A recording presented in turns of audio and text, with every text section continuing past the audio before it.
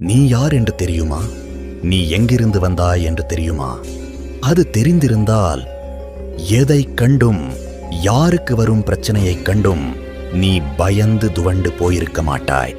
அந்த பரப்பிரம்மத்திலிருந்து வந்தவன் நீ. நீ வந்த வழியை மறந்து திசை மாறிப் போனதால் இன்று நீ பல பிறவிகளை எடுத்துக் கொண்டிருக்கிறாய். நீ யாரை வணங்குகிறாய் என்று தெரியுமா? நீ எங்கிருந்து வந்தாயோ சாட்சாத் அந்த பரப்பிரம்மத்தை தான் நீ வணங்குகிறாய். அது வேறு யாரும் இல்லை, உனக்குள்ளே இருக்கும் உன்னுடைய ஆன்மாவாகிய பரப்பிரம்மம்தான் அது. உனக்கு மரணமில்லை. பல பிறவிகளில் பல காலகட்டங்களைத் தாண்டி இன்னும் நீ வாழ்ந்து கொண்டுதான் இருக்கிறாய்.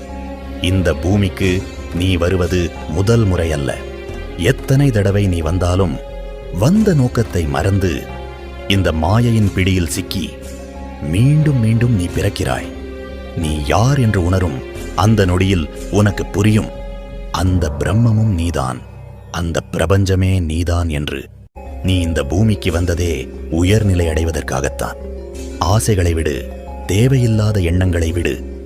உனக்கு துன்பமில்லை, மரணமும் இல்லை. நீ யாருக்கும் எதற்கும் அஞ்ச வேண்டியதில்லை.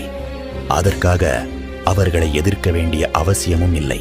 சில மனிதர்களையும் சில சூழ்நிலைகளையும் நீ கடந்து சென்றுதான் ஆக வேண்டும்.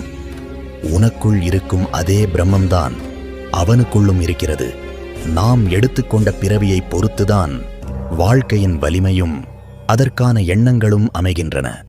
அதனால் யாரையும் திட்டுவதில் அர்த்தமில்லை, யாரையும் திருத்துவதிலும் பயனில்லை. நம்மை நாமே திருத்திக் கொண்டால் போதும். மற்றவற்றை பார்த்து உன் எண்ணங்கள்தான் அஞ்சுகிறதே தவிர உன் ஆன்மா அல்ல. நீயே அந்த பரம்பொருள். அதை ஒரு நாளும் நீ உணராததால்தான் அதை உணர்வதற்காகவே உனக்கு இத்தனை பிறவிகள் தேவைப்படுகிறது.